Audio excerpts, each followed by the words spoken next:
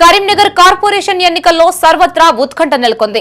ఊహించిన దానికి విభిన్నంగా పోలింగ్ జరుగుతుందని ఊహించినప్పటికీ ఓటింగ్ సజావుగా కొనసాగింది. ట్విస్టులు, మలుపులు, క్యాంపు రాజకీయాల నడుమ మేయర్ ఎవరవుతారనే చర్చ ప్రధానంగా జరిగింది.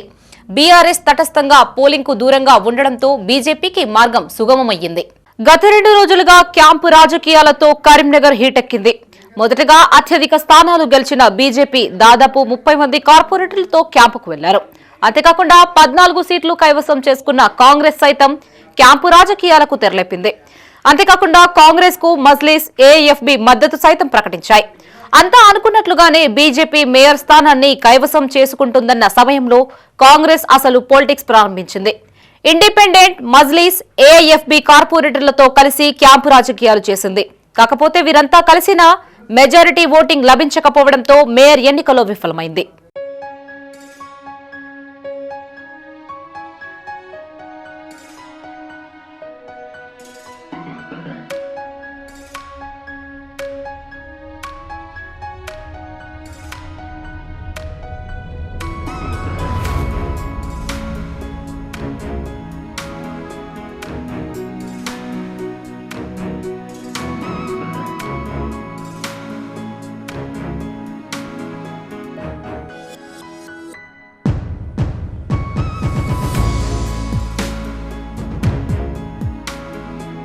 మొదటి నుండి కేంద్ర మంత్రి బండి సంజయ్ స్పష్టమైన మెజార్టీతో గెలుపొందుతున్నామంటూ ధీమా వ్యక్తం చేశారు.